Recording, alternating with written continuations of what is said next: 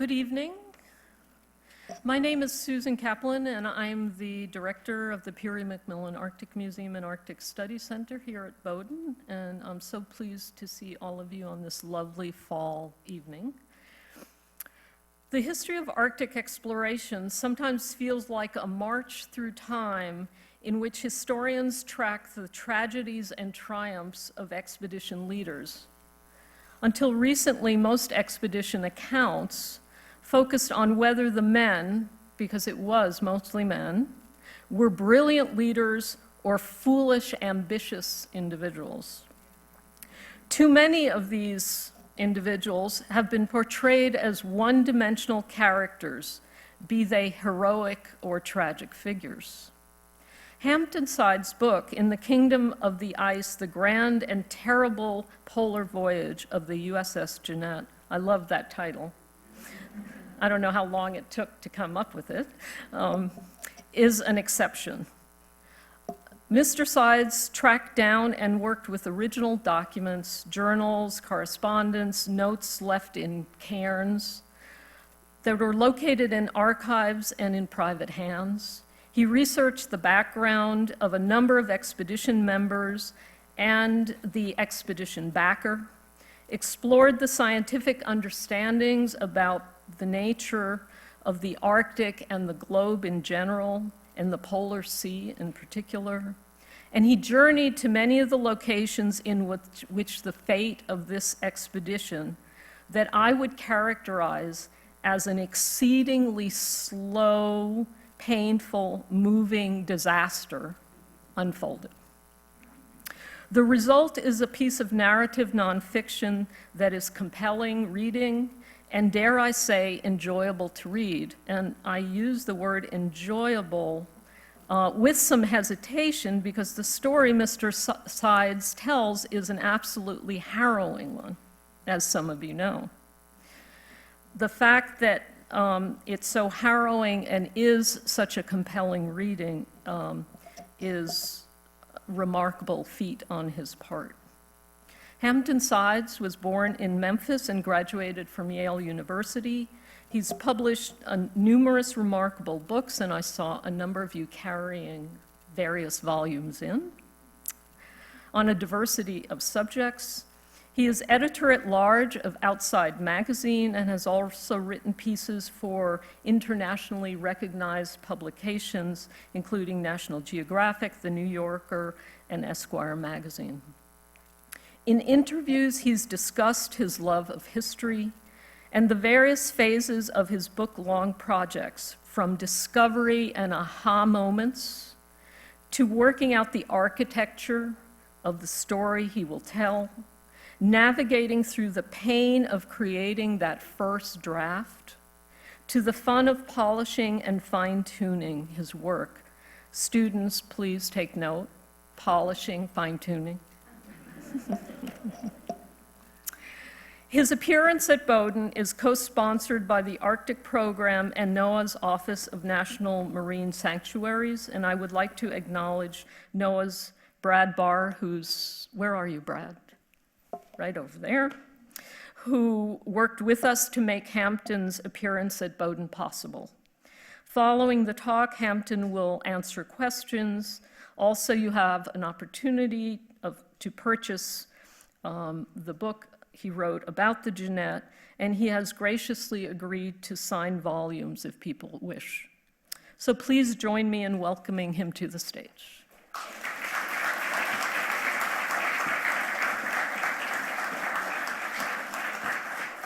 Thank you. Wow, it's great to be here and at Bowdoin College, one of the nodes of Arcticana. There's a lot of Arctic experts here, I've been told and warned, so I have to be very careful. I see a lot of beards in the audience too. So it's great to be here. And my son wanted to come to Bowdoin, but he didn't get in, unfortunately. It's very difficult to get into this school now. He's at Colorado College now, and pretty happy. But this is a great school, this is a great town, and a great time of year, right? This is what it's like all year long, right? It's a beautiful day.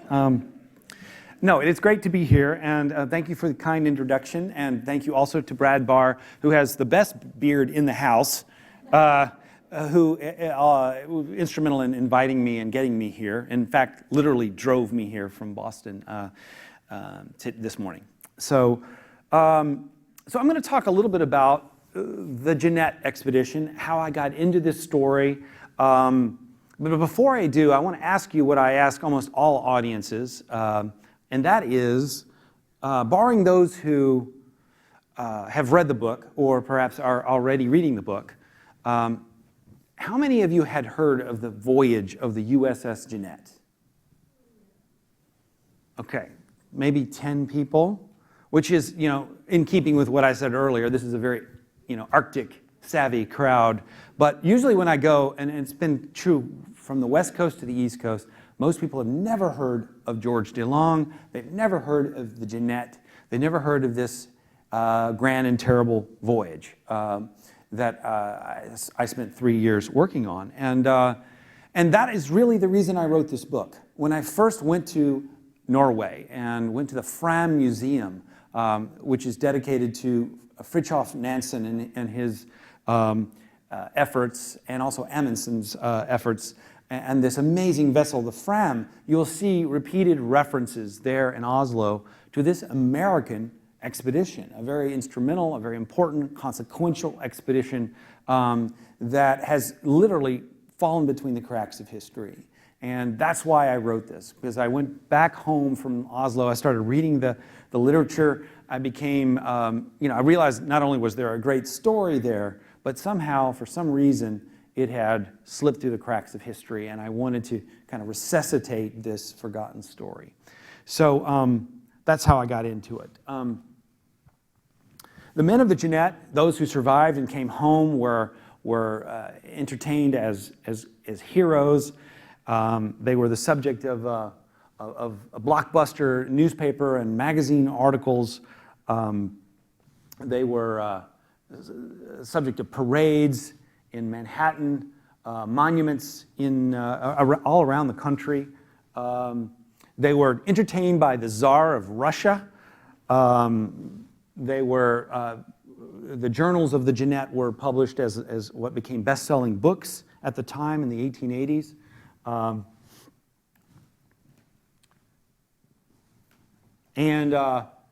And yet, as I say, it's sort of been completely forgotten from American history. One place where it is remembered and celebrated is this place. This is the Jeannette Monument and Memorial at the Naval Academy in Annapolis. This is right on the banks of the Severn River. When I went there, I met some midshipmen who told me that they have a ritual there where at midnight they have to go in the middle of winter and count the number of icicles on the Jeannette Memorial and report back. It's sort of your tax dollars at work. And so it's remembered and celebrated there because this was a U.S. Navy expedition officered by a Navy captain and other naval officers. It was an official U.S. Navy endeavor. So there at the monument and there at the museum, it is celebrated. The Jeannette Expedition was designed to test an old idea, an old theory that goes way back to the Greeks and the Vikings, an idea that ultimately became enshrined in this Mercator map from the 1590s, which shows something that was known as the open polar sea. At the very top of the world, you'll see these four sort of river systems that lead into the apex of the world, and there, supposedly, was this open polar sea, a relatively warm body of water. And once you get something enshrined on a map, especially an important, influential, and beautiful map, it becomes really difficult to dislodge that concept from the public imagination. There it is, open polar sea, and in the middle of the open polar sea, at the very top of the world, is a mountain made entirely of iron, which explains, of course, why compasses work. And it's a beautiful concept, obviously completely wrong, but this map did more than anything else to kind of enshrine this concept. And so what you had was, throughout the 1500s, 1600s, 17 and 1800s, a succession of scientists and pseudoscientists and cranks and explorers of all sorts who were endeavoring, among other things, to prove or disprove the existence of this fantastical body of water that no one had actually ever seen. It does go back to some old concepts. The Scandinavians, the Norse, I should say, talked about something called Ultima Thule, which was some place beyond the ice where it was supposedly warm and all these kinds of tropical creatures lived. The Greeks had a place called Hyperborea, beyond the mountains, where it was summer 24/7, and where the griffins lived, these mythical creatures. Now, in the 1800s, though, you begin to get some real unusual characters and sort of theorists who really come up with some interesting ideas about what may be up there at the top and also at the bottom of the world. Perhaps foremost among those was a guy named John Cleve Symmes, who believed that there were these giant holes that led down into the earth. Holes at the poles, the concept was. And this is more or less what it was supposed to look like from Harper's Magazine. Symmes's hole as it would appear to a lunarian with a telescope. More concepts of what it would look like. I thought this concept of the holes at the poles was kind of an antiquarian idea, cute and quaint, but obviously outdated. But then I Googled holes at the poles and found that there is still, to this day, a very vibrant, a small but very vibrant subculture of people who believe that there are holes at the poles, that there are people down there. They really very desperately want us to find them, and that the government, especially the Obama administration, is doing everything it can to prevent us from knowing about these people. Now this is a confiscated NASA photograph from outer space, which shows. So there seems to be something really kind of old and venerable, to this idea in the American psyche, if not the world psyche, that there's something epic up there. There's something big, and we have to go find it.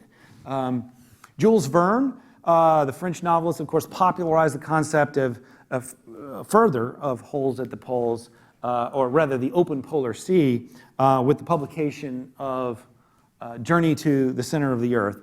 He brought the open polar sea underground. It was a subterranean body of water that he called the Central Sea. But again, this kind of speaks to the level of interest that was out there in both finding this open sea and just this sort of nagging, gnawing need to know what was at the top of the world. It drove people crazy throughout the 1800s, culminating finally with Peary's discovery of the attainment of the North Pole.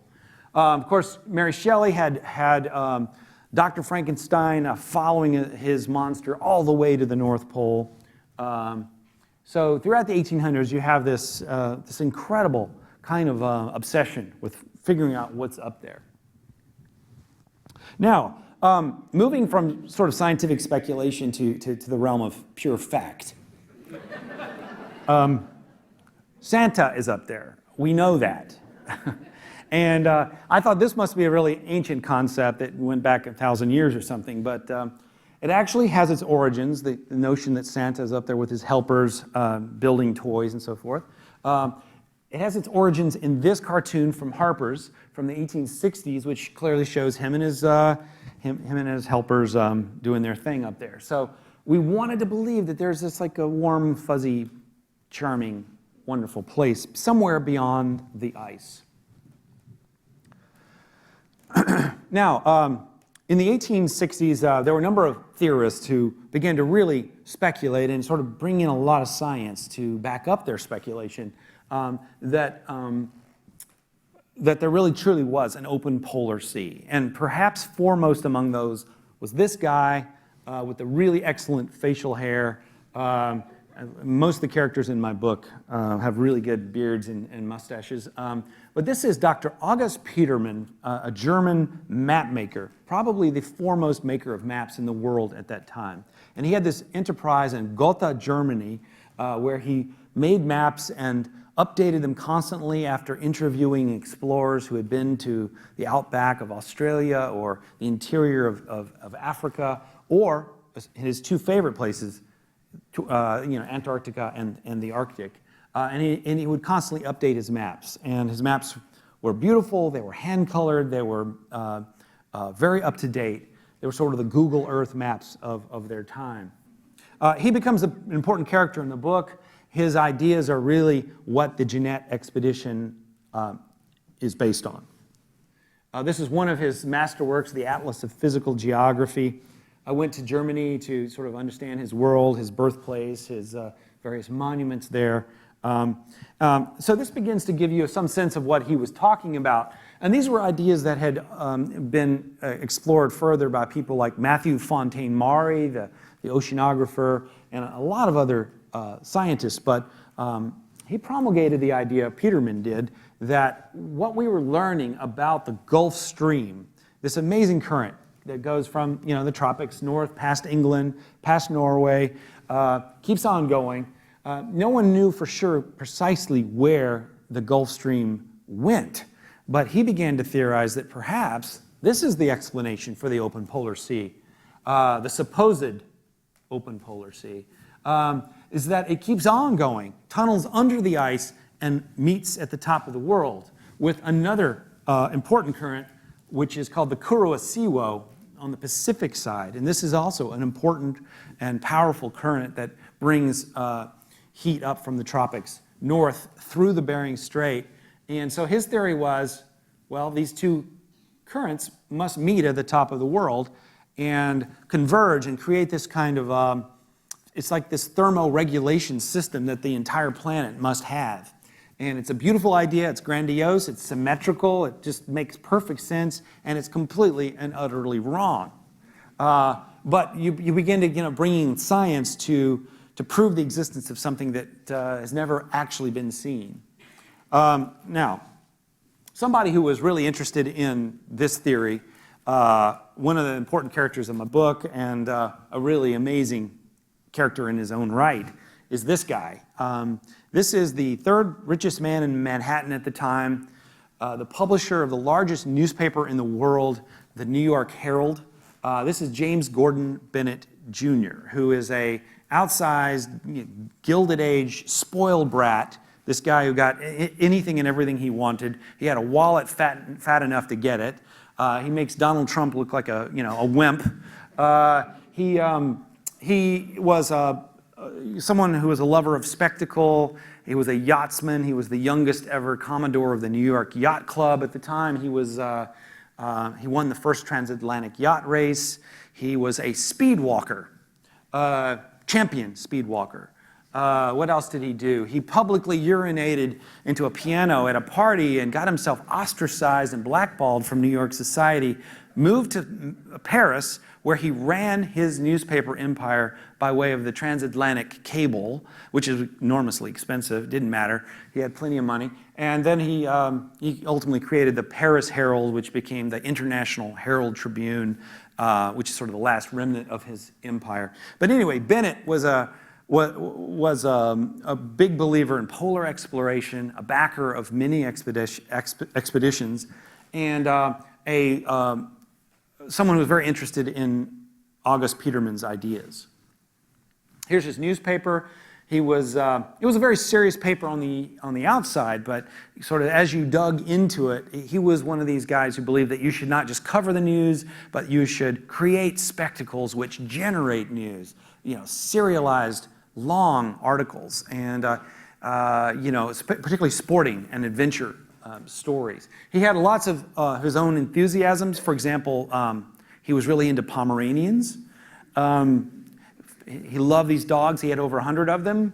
Who isn't? The Pomeranians are wonderful, right? But he also loved owls.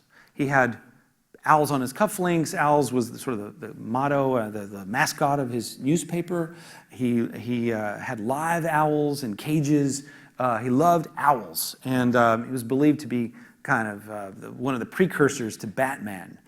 This sort of legendary bachelor who loved night creatures. This is his world headquarters in Manhattan, and you'll notice on the eaves of the building are these owls which lit up at night. They had these red lights and they would wink at you, you know. So a real character, Bennett. Had giant yachts. This is one of his big yachts, the Lysistrata. This is a painting of life aboard his yachts. Now, my wife and I decided that, you know, we had to go to Paris to research this guy and understand his world. So this is one of his houses in Paris, one of his villas in the south of France near Monaco. We barged our way into his house. This was the view from the front door, not too bad. And these folks who lived there said, yeah, you know, Gordon Bennett, we know about him. Owls were everywhere, by the way, just a little motif there. Over 100 Pomeranian graves out back. Oh, his other thing was, I just throw this in here because he got really interested in ballooning and created this international balloon race, which still exists to this day, the Gordon Bennett Cup, the premier international balloon race. So that's Bennett. Now, he's most famous, however, for sending this guy, Henry Morton Stanley, to Africa to find Livingstone.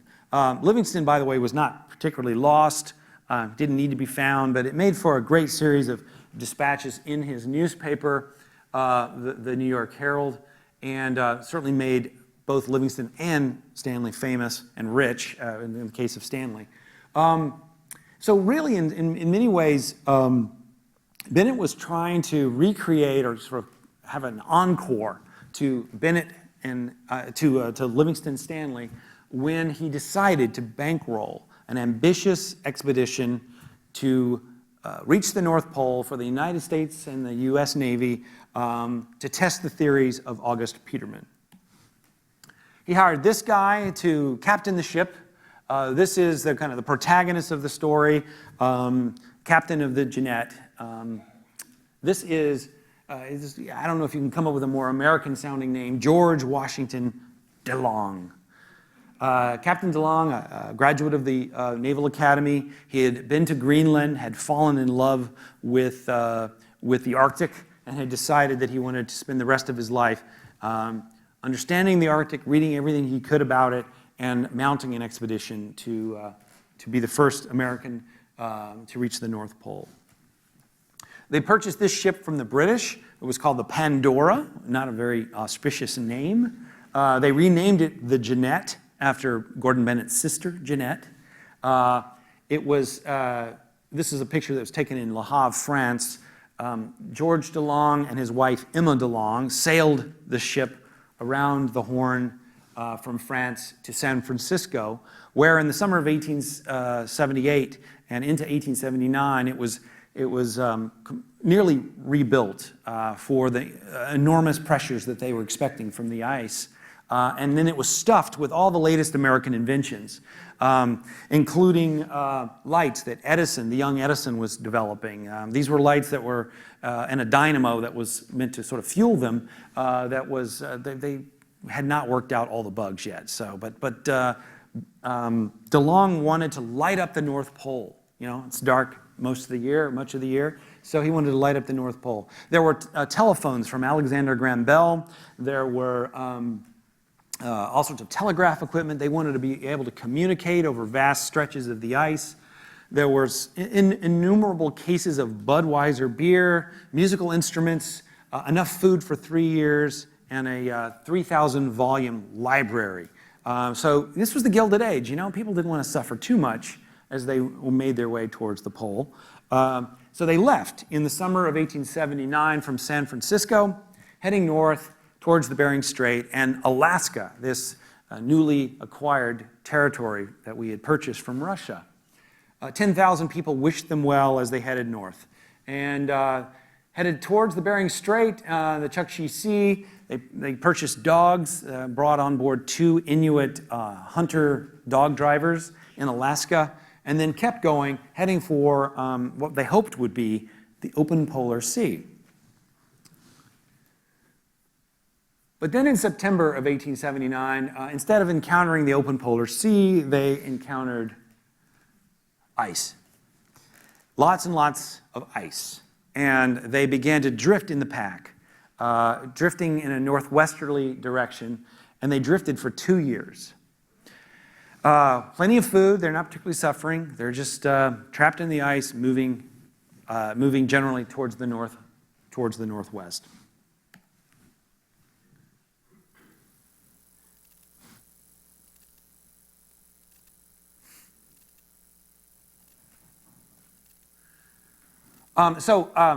You know, when I went, and I'm going to talk about this a little later, when I went to the Arctic for researching this book, I kind of had this notion.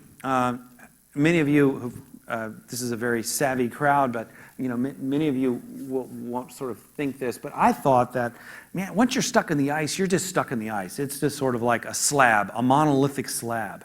And in fact, you know, once you get in the ice, you're in a churning, moving, living thing. It's constantly warring with itself. It's constantly warring with the ship. It's making these incredible noises, these sort of shrieking sounds and shuddering sounds. It's a living force. And this is essentially what the Jeannette was hearing and listening to and sort of fearing the whole 2 years they were trapped in the ice, was this enormous pressure of the ice pack.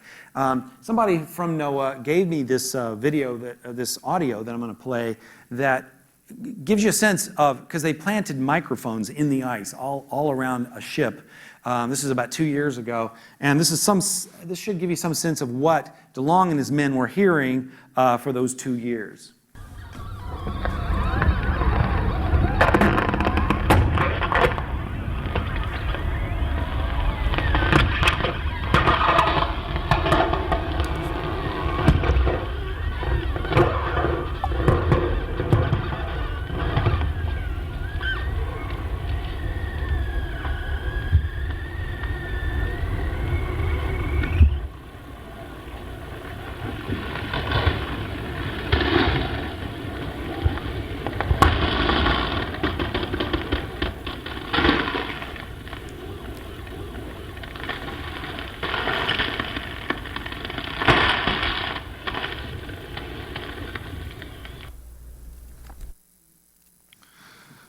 So, you know, constantly worrying that any one of those crashing sounds could be the end of you, could be the end of your ship. And this is kind of what DeLong writes about very eloquently in his journals every night before he goes to bed. Okay, so this 2-year period, they're listening to all that stuff. They're basically not suffering. They have plenty of food. There's 33 men on this ship. They get to know each other really well. It's a love-hate thing. They start to love and, of course, very much hate each other. But certain characters emerge from this part of the story. One of them is Melville, the engineer, who really becomes one of the heroic characters of this story. Distant relative of Herman Melville, one of these guys who can fix anything and everything. And believe me, everything goes wrong during this expedition, and he is called upon to fix it. Here's a picture of Melville as an older man. He ultimately became the chief engineer of the entire U.S. Navy and a rear admiral, and had quite a career for himself. There's Collins. Collins is a meteorologist, also just kind of all-around scientist, really, really interesting guy. Everyone loved him at first, but then they found out that he had this unfortunate tendency to deliver puns. Like really bad puns. Wordplay, limericks, puns. He was from Ireland, and we all know people like this. They're wonderful, you know, for an hour or two. This was 2 years. Everyone is trying to kill Collins by the end of the voyage. There's Ambler, the surgeon from Virginia, who has to treat all kinds of interesting maladies, including polar bear liver over ingestion, lead poisoning, and all sorts of bizarre conditions, including one suffered by this man. This is Dannenhauer. He was the navigator of the Jeannette. It turned out a brilliant man in his own way, but he had syphilis, which he had contracted earlier in life, and the syphilis began to manifest itself in the form of a condition called syphilitic iritis, which required multiple surgeries on his eye without anesthesia down on the bottom of the ship, something like 24 or 25 surgeries. He could not tolerate light of any kind, and he had to wear these goggles for the duration of the voyage. But it seems to sort of epitomize the Jeannette voyage, that you had essentially a blind navigator. Okay, so those are some of the characters that I had fun with and got to know and began to really try to get inside their heads. This shows the general trajectory of the 2 years. That first year, you kind of get a kind of circular thing. They're going forward and backward and back around, and it was very frustrating. But by the second year, it begins to even out, and they're moving generally towards their goal. Captain DeLong has long since given up on the open polar sea concept. He believes, however, there's a chance that although they won't sail to the North Pole, they might drift to the North Pole. And if the ship can hold out long enough, that they might get close enough to get out on the ice with their dogs and make a dash to the North Pole. And they're generally going in the right direction. Okay, so when I do these narrative histories, I really like to go to the places I'm writing about whenever possible. Luckily, our relationship with Russia had opened up after the end of the Cold War, and for a brief period of time, you may not remember this, there was like 2 or 3 years where we had a good relationship with Russia. It's not looking so good right now. But I imagine I could go west from Alaska, go straight to where I needed to go, but then I found out that I needed something like 16 different permits to get where I needed to go. So I had to go to Moscow. I got myself a really bad haircut. I got my permits and flew 8 time zones east to Anadyr, this port on the east coast of Siberia, where I picked up this Russian reinforced vessel, almost an icebreaker, that was heading north to Wrangell Island with a crew of extreme birders, a French television crew that was doing a documentary on woolly mammoths, and various other folks. And I just thought it was kind of ridiculous that I had to travel 13,000 miles all the way around the world to look at Alaska. We were waving, of course, to Sarah Palin the whole way as we headed north along the Eurasian far east coast. We finally came to a village. Most of it is uninhabited, but we did come to this one village, came ashore, a place called Ulen, one of the places that DeLong stopped along his way north. And they had just killed a whale, and they were having a festival, a summer festival, and they invited us on shore to participate in all kinds of games and wrestling matches and tug-of-war. I have a little video that I took with my iPhone of that.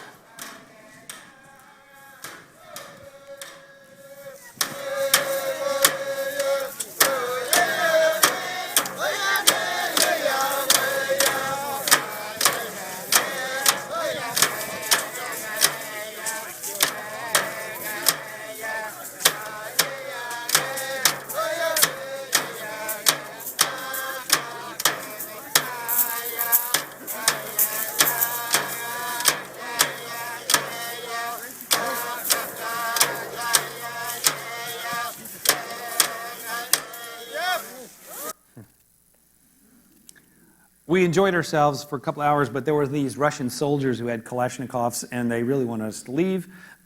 So we got back aboard our ship and kept going north towards Wrangell Island, where we began to encounter more and more ice, and there can be, unexpectedly, a lot of ice up there. And this particular summer, which was summer of 2012, there was a lot of ice in that part of the Chukchi Sea. It got thicker and thicker. And then we finally became really glad that we were on a Russian icebreaker, because this next one shows, this is one I took from shooting straight from the bow of the ship down into the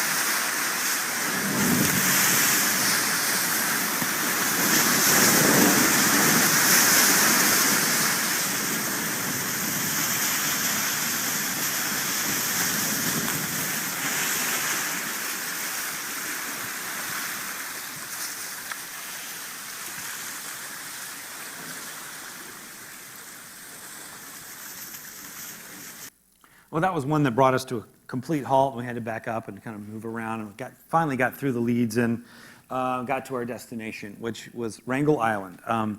And this is not the Wrangell in Alaska. This is the Russian Wrangell on the northeast, off the northeast coast of Russia, Siberia.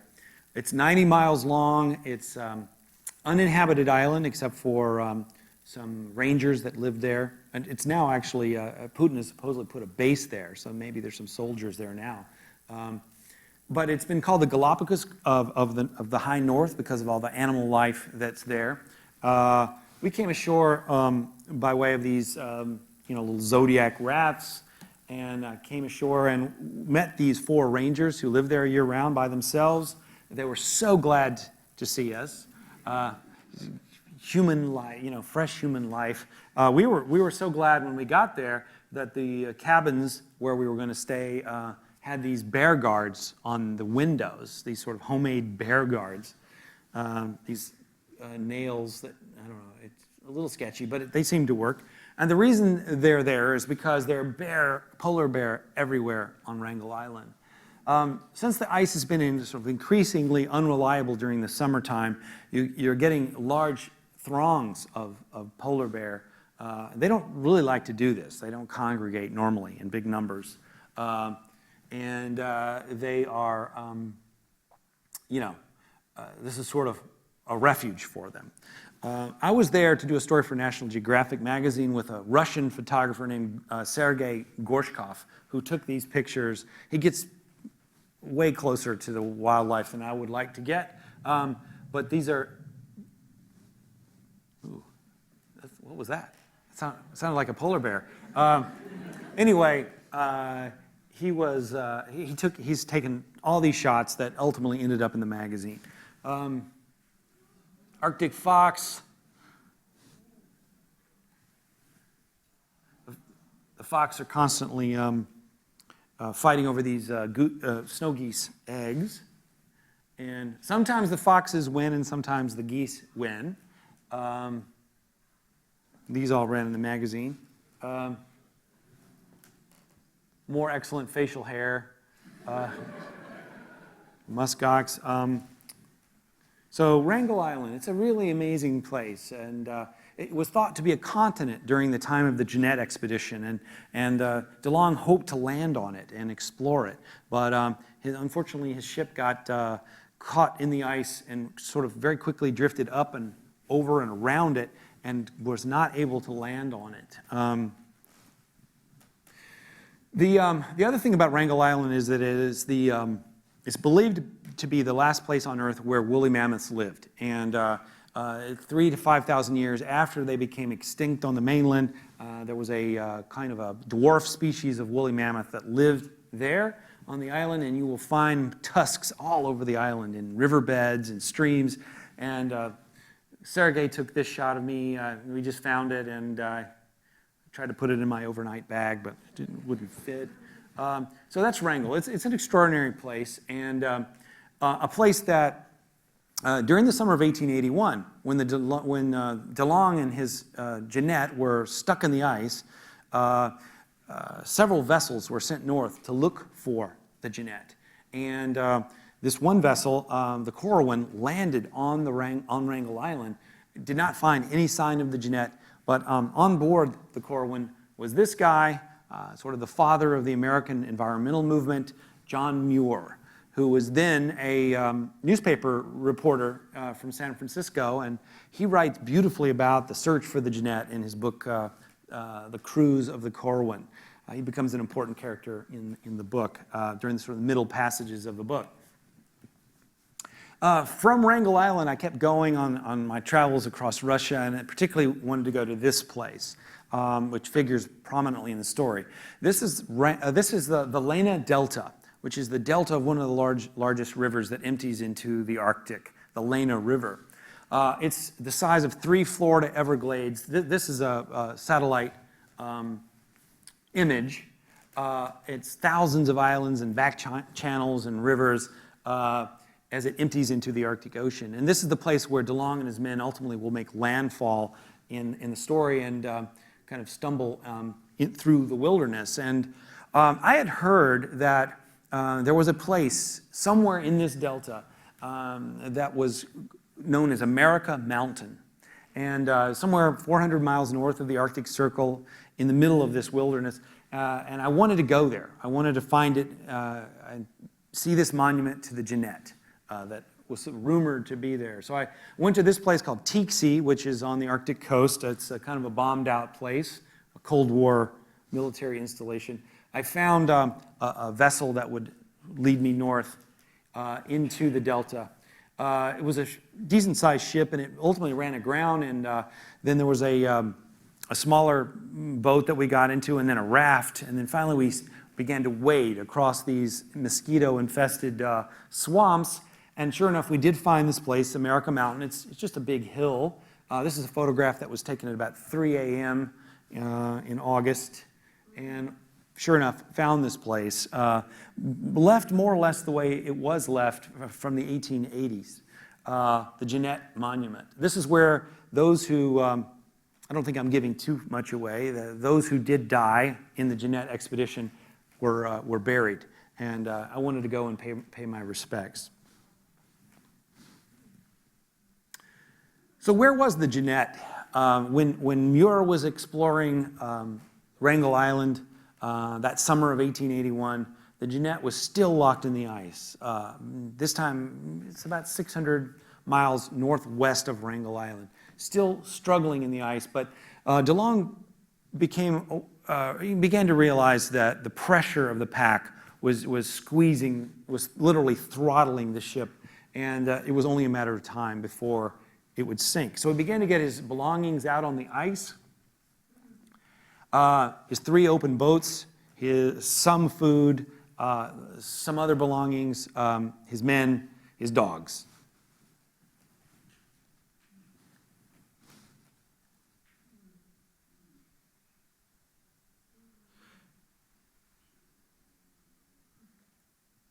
So then, wait, hold on, let me back up here. So then, in June of 1881, he bid his ship goodbye, and it sank to the bottom of the Arctic Ocean. Orson Welles, in 1930, did a radio, one of these CBS Mercury radio things, sort of like War of the Worlds, about the Jeannette. And this is a little snippet from Orson Welles' broadcast. Abandon ship, men! Over the side! Over the side!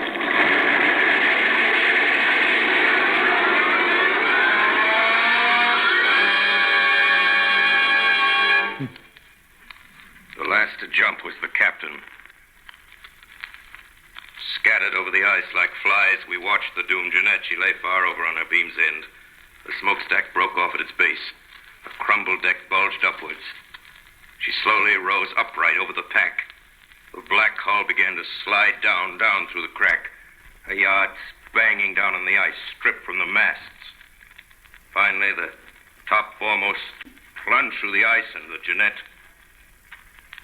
silent now, slipped down to her Arctic grave. The situation was now desperate, truly desperate.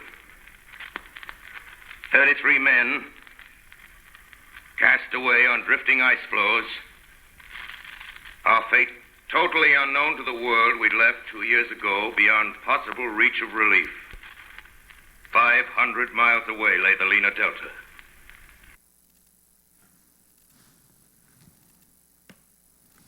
So this is what it looked like, or this is what a French painter thought it looked like when the Jeannette went down. A little dramatic, a little dramatic. And there they are out there on the ice pack. These men trying to figure out how to organize some sort of retreat across the ice, knowing they just had the summer to do it, and trying to figure out how to, plan this, what they're going to eat. DeLong has to organize this retreat. And I do believe it's one of the great survival stories, one of the great adventure stories of all time, as they figure out how to struggle over the ice. Now, this is this shows exactly where the Jeannette went down. One of my kind of fantasies is that we could maybe mount an expedition sometime, especially if we could find a Bennett. If there's another Bennett out there who could help pay for this. We know where the Jeannette went down. They took very accurate, what we think are accurate, is certainly a number of meticulous positional readings that night and that morning. And it went down in what is now Russian waters. It's about 200 feet of water, cold Arctic waters off the coast of the New Siberian Islands. In fact, since the book has come out, I've been approached by a number of people from NOAA, from various Russian groups, and also have made contact with the National Geographic Society and other people in the hope that we can somehow mount one day a joint expedition to find and photograph and perhaps bring up from the wreck certain relics. Anyway, so moving right along, I have a lot of fun in the book talking not only about what's happening on the ice, but what's going on back in the United States. And this is the Gilded Age. There's a lot happening. One of the things that happens to go down that summer, in fact, the very week that the Jeannette slips through the ice, is that the sport of tennis is introduced to the United States by none other than James Gordon Bennett. Who has built this enormous palace in Newport, Rhode Island, called the Newport Casino. And that week, the very first competitive tennis match in the United States is held. And this is a painting from Harper's, which shows the publisher there enjoying the game of tennis while his men, little does he know this to be true, but that his men are struggling across the ice. He invites Emma DeLong, the captain's wife, to come up to Newport to talk about relief boats that might be sent north to look for the Jeannette. Emma DeLong does come up there. They go aboard one of his yachts. They sail. They talk about how they might find the Jeannette. And Emma actually becomes an important character in the story, in large part because I had this experience early in the research of this book that is one of these kind of fantasy experiences that I think all historians envision, but it never happens this way. And that is this cliche almost of like you're going to find a distant relative of your historical character that you're writing about, and they're going to say, "Oh, thank you for calling. I happen to have a trunk in the attic full of old letters. Come on up and check them out." That's exactly what happened in this case. I was cold calling all the DeLongs of New England. I finally found this woman named Catherine DeLong, who said she had the personal papers of Emma DeLong in her attic. She didn't know what to do with them. "Please take them off my hands." So I flew immediately to her home in Connecticut, and we got this trove of stuff, which ultimately is heading to the Naval Academy Museum. This is Catherine DeLong and myself at the Explorers Club in New York. So I think this is a polar bear that Peary may have shot, or his expedition did. That's what they said. There's a light switch right next to it that the light comes on, and then the polar bear makes a roar sound. It's a really great, excellent taxidermy there at the Explorers Club. But anyway, So in this trove of stuff, lots of great stuff, photographs and love letters from their courtship days and all this stuff.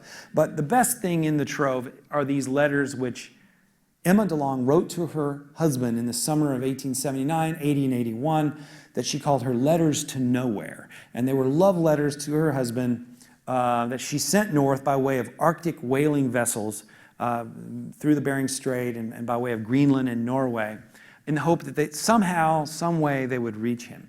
And they're beautiful letters. I mean, let's just face it, people wrote better back then. Now it would be a text, will you be home for dinner? LOL, And now, I mean, these are just 30-page letters, just unbelievably detailed letters about everything that's happened back home. And letters from their daughter who was just learning to write, all this great stuff. So these were the letters to nowhere, and they figure into the story. One of the things that's in this trove, and it pertains to Bowdoin, is this letter that was recovered by Robert Peary during one of his earlier expeditions to the North Pole. And this letter had somehow made its way to a hut in far northern Greenland, and sat in this hut for 20-some-odd years until Peary found it, stuck it in his furs, and then ultimately returned it to Emma DeLong in New York City. Still had the red wax seal on it, so it's pretty cool, pretty cool. So those are her letters to nowhere. The men of the Jeannette during the summer they've organized themselves into 3 crews. Each kind of has a motto and a kind of a mascot. And they're kind of competing not only, against the ice, but they're competing with each other. And this camaraderie, the way that DeLong set up this expedition is an example of great leadership, I think. All these stories, these Arctic stories, seem to devolve into mutiny, scurvy, cannibalism. They're eating their dogs. All these kinds of stories. In the Jeannette story, you really don't get any of that. It's extremely well organized as they make their march towards the south. It takes 92 days for them to finally reach open water. Along the way, they discover 3 islands and explore them and claim them for the United States. But they finally reach open water only to find out that these boats that they're not seaworthy, because they've been bashed and battered over the ice for 3 months. So Melville and his carpenters have to rebuild these ships and patch them together using driftwood and tusks from walrus and whale bones, anything they can find. But they do eventually patch them together and they set sail. Now, during this whole trek south, lots of decisions were made about what to bring, right? One of the things that was not brought, for example, were all the glass plates, all the photographs that had been taken during the expedition. They went to the bottom of the Arctic Ocean, and that's something that, if there is an expedition to find the wreck, we would like to see if they are recoverable. But one of the things he did choose to bring were these logbooks, these very heavy, cumbersome, folio-sized logbooks and journals, including all of DeLong's own captain's logs and journals and meteorological data that was taken over those 2 years. They're really heavy. They are in the National Archives. When I was reading them and looking at them, I thought, what an amazing journey these logbooks have traveled across the ice pack, across the ocean, across the Lena Delta, across the tundra and taiga, all the way finally to St. Petersburg and then Washington, D.C. This shows more or less their retreat across the ice. You'll notice here that briefly they're going in the wrong direction. This is where it sank. And the reason they're going in the wrong direction is that they're struggling in the right direction, but the ice over which they are struggling, the ice is drifting faster to the north than they're moving south. So were going backwards there for a few weeks, which was very demoralizing to the men. But then they finally righted themselves, discovered Bennett Island, which still exists. It's part of the DeLong Islands. And then eventually worked their way through the new Siberian islands, making their way towards the Lena Delta. When they finally put into the open water with their patched up boats, and on the second day they encounter an enormous gale, nearly a hurricane, that separates the boats from each other. And the story becomes then the story of the separate and very different fates of these three boats as they make their way towards land and towards the Lena Delta. This is more or less what it would have looked like when they did make their landfall. The ice is building on the delta. It's freezing up.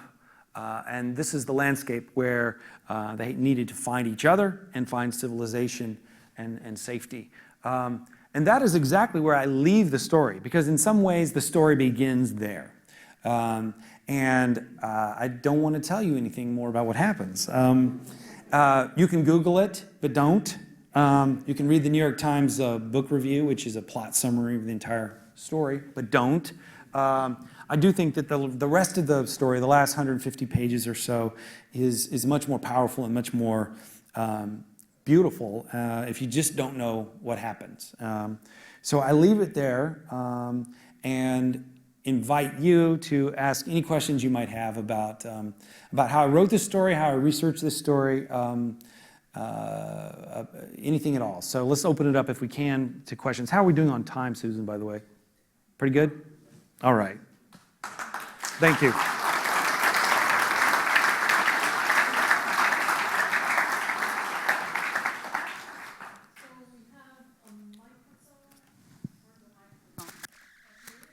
Supposed to be on.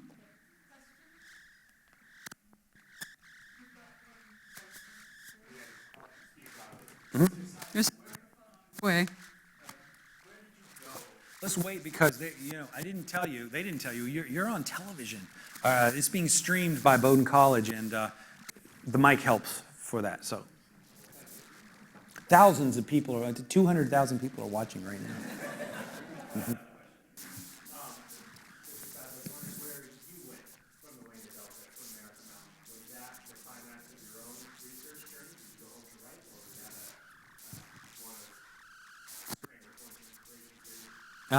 Well, I did do a lot of travel for this book. In addition to Siberia and Wrangell Island and the Bering Strait, I went to Bennett's country, and I tried to understand his world.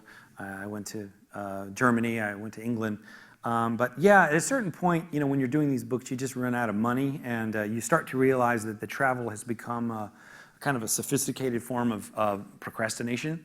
And the editor calls and tells you, it's really due, and you're out of money and you're out of time. So yeah, shortly after finding America Mountain, I packed it on home. And of course, I have a wife and 3 kids and a whole world that I had to get back to. So I live in Santa Fe, New Mexico, and that's where I hunkered down to write this thing.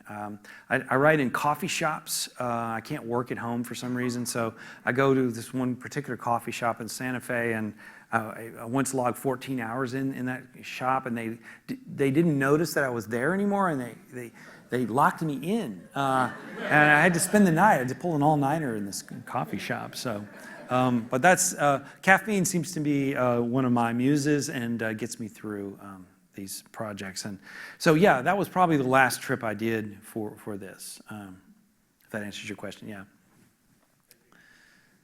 Any other questions? Hi there. Hold on. Here comes the microphone. This one works.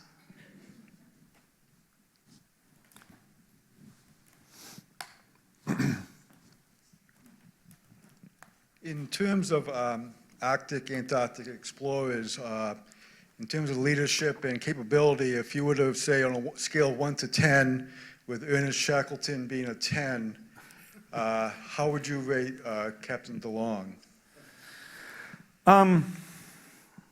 It's really hard to say. And I think the element of luck or bad luck is so important. I mean, I think if Shackleton's long boat journey had been a failure, he would have, no one would be talking about Shackleton being a great leader. But luck smiled on him there. And if this gale that I mentioned here hadn't happened, I do believe that DeLong would be in the pantheon. He'd be studied by business schools. He'd be considered this great leader. But this gale did happen on the second day and resulted in disaster for many in the group. I think if I had to come up with a number, I'd probably put him at somewhere like a 7. If you look at the pantheon, and I don't consider myself necessarily an expert of all the Arctic explorers, but in terms of avoiding disaster, in terms of planning, in terms of organizing his men, avoiding any hint of mutiny, and a lot of other things, I would say that this was a very well-run expedition up to the point of the gale. So yeah, somewhere in there, 7, something like that, yeah.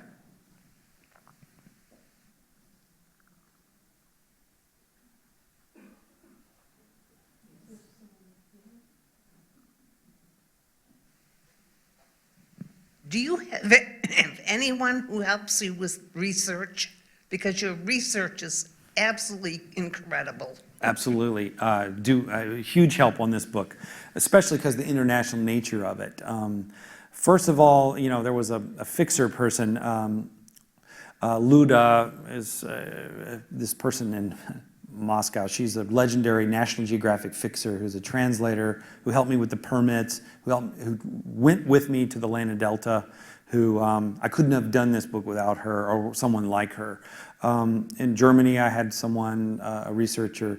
I don't use my researchers to do the actual research in terms of getting into the documents, but what I do ask them to do is help me find, sort of do inventory, what's out there, where are the bodies buried, so to speak, where are the archives, who are the archivists,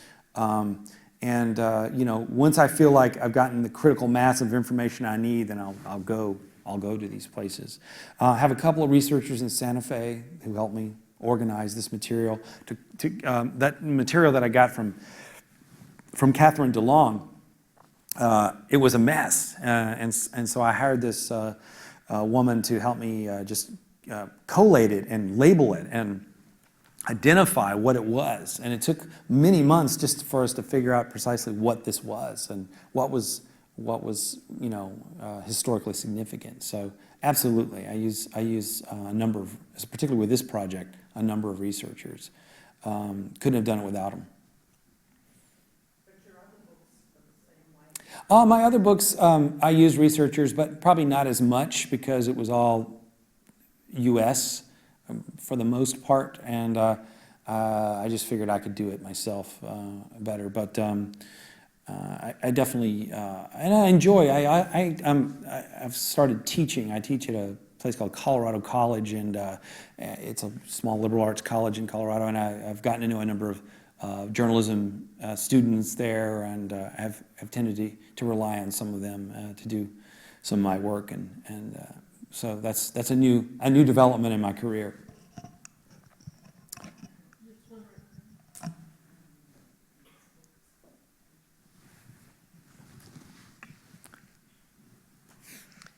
As I recall in your book, Peterson led them astray many times. Peterman, yeah. Peterman, yeah. due to his fanciful idea of geography. Yeah. What was his reaction to the sad ending of this voyage? Well, he didn't know what happened because he committed suicide as the ship was leaving France. Not because of the Jeannette, he had his own issues, but he, and I don't want to sell him short, even though his ideas about the Arctic were fanciful and proved to be completely wrong in many cases. He was one of these really excellent map makers. His maps are really important, and they fetch a high price at auction among collectors today. They're very accurate. he developed a lot of processes that, that are important to the history of cartography and oceanography even. And he's a significant character, but he used the pedestal of his maps to pontificate on lots of other issues that he really didn't know anything about. And one of those things was the Arctic. And he believed all kinds of things. He believed that Arctic seawater could not freeze once you got far enough north. He believed in the open polar sea. He believed that Arctic seawater was not salty, so that you would never need to bring water on your voyages because you could just mine the ice. On and on it goes. There's so many different ideas that he had that were wrong and led to a lot of suffering and in some cases deaths. And not just this expedition, but a number of German expeditions that were based on his ideas. So he was an armchair adventurer. He never went to the Arctic himself. The farthest he ever went was America. He went on a trip to America once, to the World's Fair in Philadelphia. Yeah, beware those kind of armchair adventure guys. Yeah.